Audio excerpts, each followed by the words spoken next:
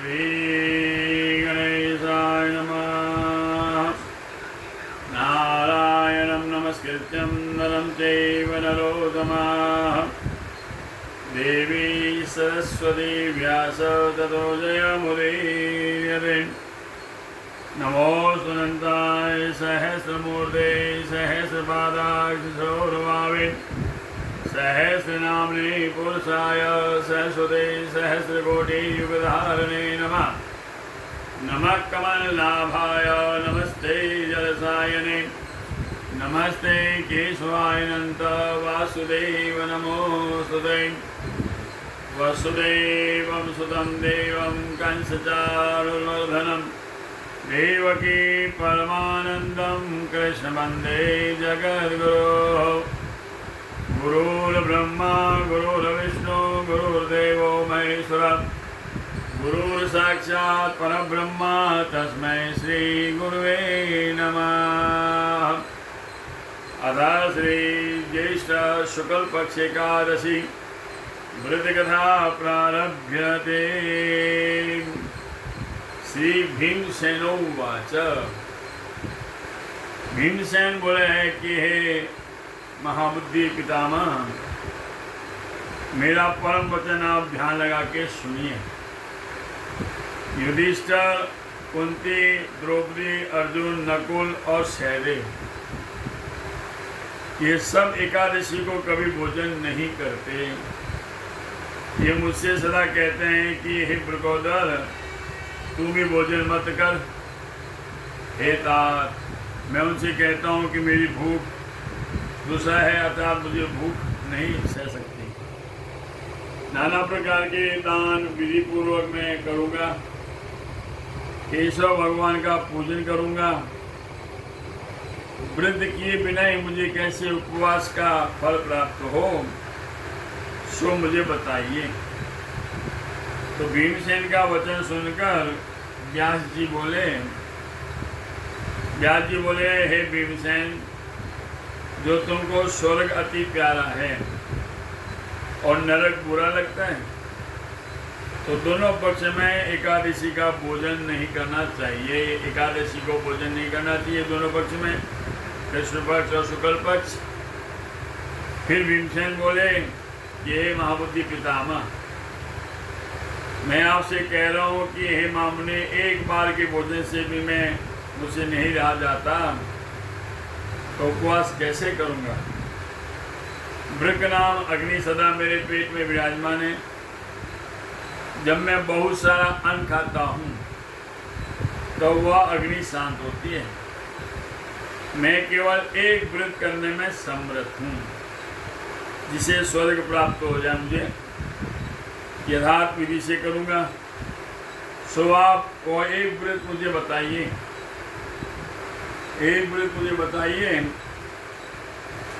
जिससे मुझे स्वर्ग प्राप्ति हो। तो व्यासोवाच। तो व्यास जी महाराज बोले कि हे नराधिप, हे भीमसेन, तुमने मुझसे मनुष्य के और वेद के कहे हुए धर्म सुने, परंतु कलयुग में उनका करना कठिन है। सहज जिसका उपाय है, जिसमें धन भी थोड़ा लगता है, क्लेश के बिना ही बहुत सा फल मिलता है, जो सब पुराणों का सारभूत है, सो मैं तुम्हें कह रहा हूँ। जो दोनों पक्षों में एकादशी के दिन भोजन नहीं करता, वह नरक को कभी नहीं जाता। तो व्यास जी के वचनों को सुनकर महाबाहु भीमसेन पीपल के पत्ते के समान कांपने लगा और भयभीत हो बोले। भीमसेन बोले कि हे पितामह, मैं क्या करूं? व्रत करने की सामर्थ्य नहीं है, इसलिए हे प्रभु, बहुत ही फल देने वाला एक व्रत मुझे बताइए।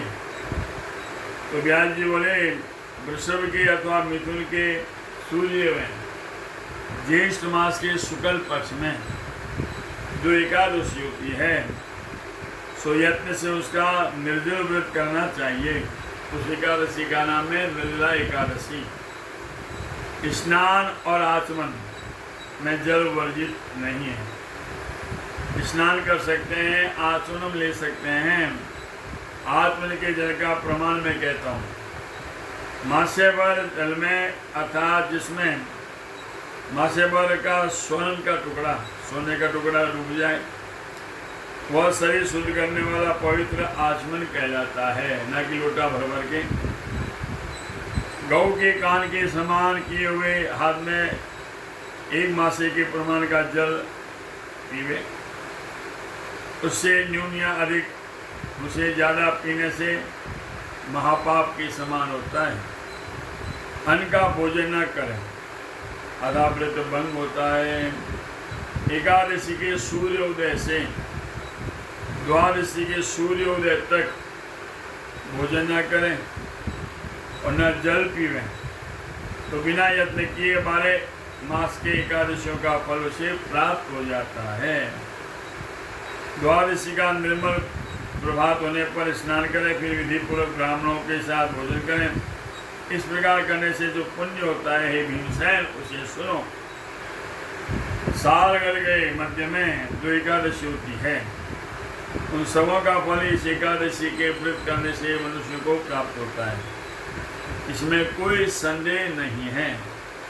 शंख चक्र और गदा के धारण करने वाले भगवान विष्णु ने कहा है कि सब धर्मों को छोड़कर मेरी शरण में आप आ जाओ। एकादशी के निराहार व्रत करने से मनुष्य पापों से छूट जाते हैं। कलयुग में धन की शुद्धि नहीं है, सम्राट संस्कार भी नहीं है। कलयुग में कलयुग के प्राप्त होने पर वैदिक तो भी है ही नहीं। हे वायुपुत्र भीमसेन, तुमसे मैं बहुत क्या कहूँ। दोनों पक्षों में एकादशी के दिन भोजन ना करें, और ज्येष्ठ मास के शुक्ल पक्ष में जो एकादशी का निर्जल व्रत करता है, इस व्रत से सब जो फल प्राप्ति होती है, हे भृगोदर सुनो। सब तीर्थों में स्नान करने पुण्य होता है, सब दानों में जो फल होता है, इसका व्रत करके सब फल प्राप्त हो जाता है। जो वर्ष भर में शुक्ल पक्ष और कृष्ण पक्ष के एकादशियों का फल होता है, इस एकादशी से व्रत से धन धान्य बल आयु देने वाली, पुत्र तथा आरोग्य रूपी फल देने वाली जितनी एकादशियाँ हैं, उन सब का फल प्राप्त होता है। हे नराधव्य, यह मैंने तुमसे सत्य कहा है। बड़े शरीर के भयंकर काले पीले यम के दूत उसके पास कभी नहीं आते। भयानक दंड तथा फांसी को लिए हुए उसके समीप नहीं आते। पीताम्बर धारण करने वाले भगवान विष्णु के सौम्य स्वरूप चक्र हाथ में लिए हुए, जिनका वेग मन के समान है, ऐसे विष्णु के दूत अंतकाल में इस व्रत करने वाले मनुष्य को वैकुंठपुरी में ले जाते हैं, विष्णुपुरी में ले जाते हैं। इसलिए सब यत्न से यह निर्जल उपवास करना चाहिए। इसमें जल धेनु का दान करें, यानी गौ दान करें, मनुष्य पापों से छूट जाता है। यह सुनकर जन्मेजय सुनकर भीम ने इस पद को किया। हे राजन, इसलिए सब पापों की शांति के लिए यत्न सहित हरि का पूजन करें। हे देवेश, आज मैं जल वर्जित व्रत करूँगा। मैं अनंत देवेश तुम्हारे वासर से दूसरे दिन भोजन करूँगा। उसके बाद इस मंत्र का उच्चारण करके उपवास में तप करोगे। सब पापों के नाश के लिए श्रद्धा और दम से जो इंद्रियों का वश करता है, व्रत में लपेटे हो स्वर्ण समेत घड़े का दान करना चाहिए। इस निर्जला एकादशी में जल न पीने का भी नियम है, वही पुण्य का भागी होता है। जो मनुष्य इस एकादशी के दिन प्रतिपहर में स्नान दान जप को होम वह करोड़ फल स्वर्ण दान के फल को प्राप्त करते हैं। सब अच्छा हो जाता है, यह कृष्ण भगवान का वचन है। अगर निर्जला एकादशी का व्रत कर लिया है तो अन्य धर्म करने का क्या प्रयोजन है। विधिवत उपवास करना चाहिए वाला मनुष्य विष्णु धाम को प्राप्त होता है।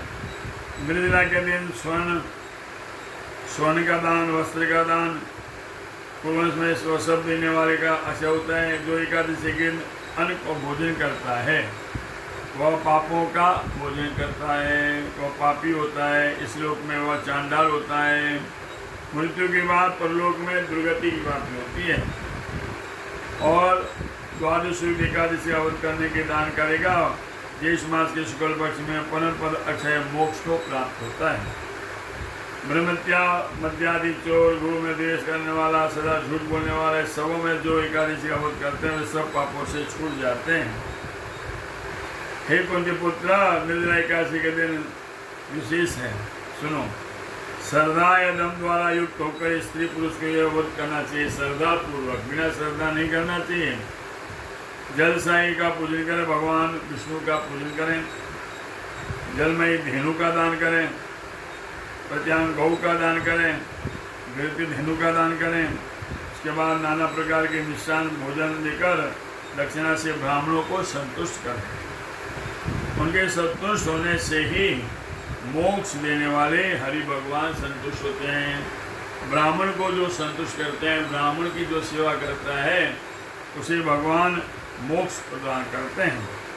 जिनके द्वारा एकादशी का व्रत नहीं किया गया है, उनके द्वारा अपने आत्मा से द्रोह किया है, वे पापात्मा होता है, दुराचारी होता है, इसमें कोई संदेह नहीं है। जिस मनुष्य ने इस एकादशी का व्रत किया, उसे सदा अनाचार करने वाले अपने कुल के 100 पुरुष पीछे 100 आगे के आप समेत वासुदेव भगवान के मंदिर में पहुंचा दिया। और जो सदा शांत और दान में तत्पर होता है, रात्रि में जागरण करे, हरि भगवान का पूजन करे, एकादशी का व्रत करता है, उसके पिछले 100 वर्ष पुरुष आगे 100 पुरुष विष्णु लोक में चले जाते हैं। और जल का दान, गौ का दान, वस्त्र का दान, सुख सैया का दान, सुंदर आसन का दान, कमंडलू का दान छते से निर्जला एकादशी के दिन देने चाहिए। और जो उत्तम पात्र ब्राह्मण को उपाना यानी जूता या चप्पल अर्थात जूता या दान करें, वे स्वर्ण के विमान में चढ़कर निश्चय विष्णु लोक में जाते हैं। जो मनुष्य भक्ति से इस कथा को सुनते हैं, जो कहते हैं, दोनों स्वर्ग में जाते हैं। इस प्रकार सिना वाले अमावस्या सूर्य ग्रहण के समय श्राद्ध करने से मनुष्य इस प्रकार को फल प्राप्त करता है, वही फल इस एकादशी की कथा सुनने से मिलता है। दान पुण्य करके नियम करें, आज एकादशी के दिन निराहार व्रत करूँगा, जल भी नहीं लूँगा। केशव भगवान की प्रसन्नता के लिए आत्मन को छोड़कर जल न पिए। और द्वादशी के दिन त्रिविक्रम भगवान का पूजन करें। गंध, पुष्प, दीप और जल से हरि भगवान को प्रसन्न करें। विधान से पूजन कर मंत्र का उच्चारण करें कि हे देवेश, हे ऋषिकेश, हे संसार समुद्र के तारने वाले, इस जल सहित कुंभ यानी घड़े का दान से मुझे परम गति प्राप्त हो। इसके बाद हे भीमसेन, यथाशक्ति ब्राह्मणों के लिए अन्न, छाता, उपान, फल से युक्त घड़ों का दान करें।